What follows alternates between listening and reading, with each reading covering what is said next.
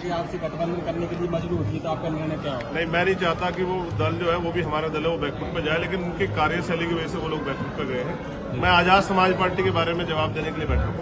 Azad Samaj party आगे बढ़ेगी क्योंकि आजाद समाज पार्टी के कार्यकर्ता मेहनती और ईमानदार हैं और वो संघर्ष कर रहे हैं। क्योंकि काशीराम साहब का आज जन्मदिवस है, पूरे देशवासियों को उसके लिए बधाई, दुनिया में जो लोग उनके फॉलोअर रहते हैं उनको बधाई। लेकिन उनके रास्ते में हमें चलना पड़ेगा। उन्होंने कहा कि सत्ता संघर्ष से मिलेगी और अगर हमें बीजेपी को रोकना है या उस दल को रोकना है सत्ता में स्थापित है तो उससे ज्यादा काम करना पड़ेगा। जो लोग 1 महीने 2 महीने राजनीति करते हैं उनके हिस्से में वही आएगा। हम तो पहली बार आए मैदान में लड़ने के लिए, जनता ने हमें जो वोट दिया उनका धन्यवाद। हम 24 घंटे 5 साल राजनीति करके लोगों के बीच में रहकर अपने आंदोलन को मजबूत किया। चंद्रशेखर, बीजेपी ने जो टाइम जो आगे बढ़वाया है उससे आपको फायदा होगा या नुकसान होगा? भाई हमें तैयारी करनी है, जहाँ जहाँ हमारी तैयारी हुई है वो तैयारी और आगे बढ़ेगी और बाकी जिन्होंने बढ़वाया कुछ सोच समझ के बढ़वाया होगा। हमें उससे कोई फर्क नहीं पड़ता, हमें काम करना। जब भी इलेक्शन आएगा हम लड़ेंगे ही।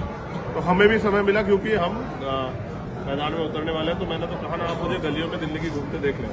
पार्टी के क्या उद्देश्य रहेंगे सर? पार्टी के उद्देश्य से मैं सब कुछ बता चुका हूँ कि जो समस्या यहाँ की बुनियादी है, जैसे एमसीडी में सबसे बड़ी समस्या है सफाई कर्मचारियों, उसमें हम लोग काम करेंगे। मुख्यमंत्री ने कहा कि हर घर तक साफ जल पहुंचाएंगे, नारा बदल के साफ दारू पहुंचाने लगे। उन्होंने कहा कोरोना वॉरियर्स सब लोगों को 1 करोड़ रुपए का मुआवजा देंगे, नहीं दिया। तो यहाँ जो एमसीडी में जो परेशानियां हैं उनको दूर करने के लिए यहाँ की जो टीम है उन्होंने मेहनत की है। वो चाहते हैं एमसीडी में आजाद समाज पार्टी प्रति उतरे और जीते और वहाँ की समस्याओं को, चाहे वो सड़क की हो या पानी की हो या बिजली की हो या टैक्स की हो, सब चीजों पे काम करें।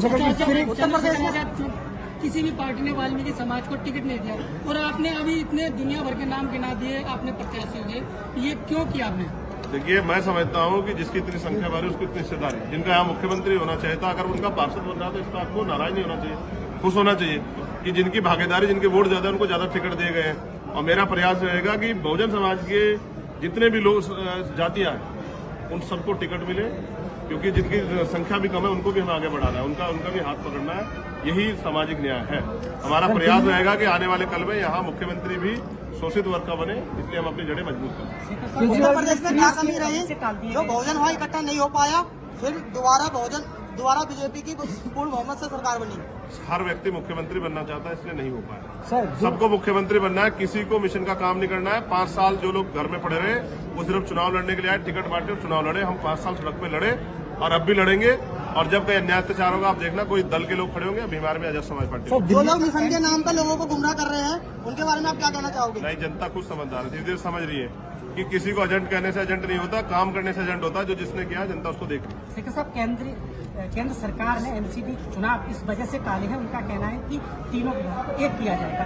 इसमें आप क्या कहना चाहिए? क्या इसमें नीचे जो कर्मचारी सफाई मिले हैं और उनको सैलरी नहीं मिल रही है उससे फायदा होगा? क्या इस राजनीति में उनको फायदा मिलने वाला है?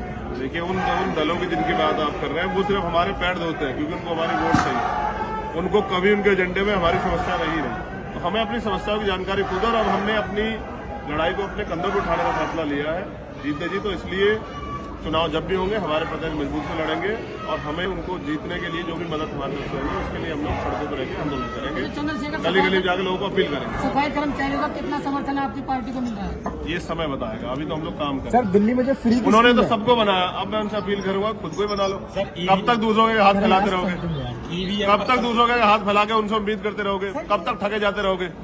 कभी तो अपनी लड़ाई को समझो, कभी तो अपनी लड़ाई को आगे बढ़ाओ, अपने पैरों पे खड़े होने का प्रयास करो। जिनके भरोसे उन्होंने ठगाया, अब ठगे ना जाए, इसलिए कह रहा हूँ तैयार हो जाए। सर, दिल्ली में लगातार जो फ्री स्कीम चल रही है, अरविंद केजरीवाल फ्री बस सेवा, फ्री राशन सब कुछ चला रहा है, तो आजाद समाज पार्टी क्या स्कीम लेकर आने वाली जनता? हम अपने लोगों को पैरों पे खड़ा होना सिखाएंगे। हाँ।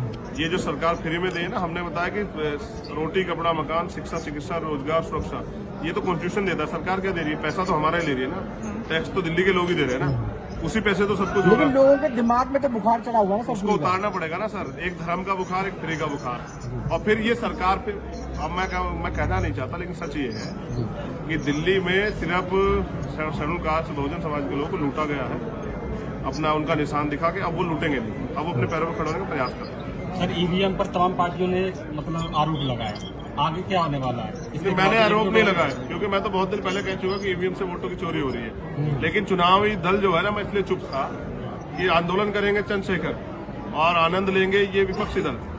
जब चुनाव होता है तो ये चुनाव लड़ने आते हैं, 5 साल कहाँ रहते हैं। अगर ये अब ईवीएम पे रो रहे हैं तो ईवीएम पे बड़ा आंदोलन कौन तय कर रहा है? किसी राष्ट्रीय दल ने कहा है कि हम आंदोलन करेंगे? उनका काम है सिर्फ चुनाव लड़ना, हार जाए तो ईवीएम की बात करना। अगर ये विपक्षी दल अब ईवीएम के खिलाफ आवाज न उठाएं जो मुख्य रूप से हैं, तो इनको क्या समझा जाए? ये जनता को बहुजन समाज को गुमराह कर रहे हैं। नहीं, ये जनता को बेवकूफ समझते हैं। जनता इनको बेवकूफ बना रही है, ये जनता को बेवकूफ बना रहे हैं। हिसाब बराबर चल रहा है। आंदोलन है ठेकेदारी हटाओ मोर्चा, मैं उसका समर्थन करता हूँ। आप समर्थन उनकी मांगों का पूरा समर्थन एक चीज हो है, रहा है, वो हम अपने मैनिफेस्टो में भी डालेंगे। जो अधिकारी है वो बात नहीं करना चाह रहे, उनका ये कहना मैं कवर कर रहा हूँ, उनका कहना है कि हमारे पास जीती हुई यूनियन है, हम उससे बात करेंगे, इससे क्यों बात करें? हाँ, इसलिए हम एमसीडी में अपने जीते हुए लोग भेजेंगे जिनसे बात करनी पड़ेगी, जो कॉलर पकड़ के बात करना जानते हैं। इसलिए हम चाहते हैं कि एमसीडी के अधिकारी बात करें, इसलिए अधिकारियों को चलाने वाले लोग तैयार करने पड़ेंगे। वही तैयार करने का काम एमसीडी के जरिए हम अपनी जड़ें जो है मजबूत कर रहे हैं दिल्ली में। फिर विधानसभा चुनाव भी आएगा, लोकसभा चुनाव भी आएगा, हमें वो भी लड़ते हैं। इस बार उम्मीद है एमसीडी में रिजल्ट आएगा। हाँ, करेगी, जीतेगी, मेहनत करेगी, जो मेहनत करेगा वो जीतेगा। और ये जो भीड़ है इसमें सवाल ये था कि ये भीड़ वोट में क्यों तक नहीं हो पाती? आपकी भीड़ अच्छी खासी और आपके प्रति लोगों का भरोसा भी बहुत है। ये भरोसा कहाँ टूटता है आखिर जब वोट? एक ही तो चुनाव लड़े हैं, आप तो ऐसे कर रहे हैं जैसे 20 चुनाव हार गए, आपके बाल सफेद हो गए। ये आप इस बात का आइडिया लगाए कि ये लोग अपना समय छोड़ के जो आए हैं ये हमसे मोहब्बत करते हैं और ये चाहते हैं कि चंद्रशेखर जमीनी तौर पे काम करके हमारे साथ खड़े होकर हमें भरोसा दिलाए कि वो हमसे निराश नहीं करेंगे, जैसे दूसरे लोगों ने धोखा दिया। तो अब धोखा देने वाले को भरोसे ये लोग नहीं रहेंगे। अब हमारा प्रयास है हम काम करें और उनके भरोसे को जीतें। और आपको इनको भीड़ नहीं कहना चाहिए, ये मालिक है, यही तो लोग बनाते हैं।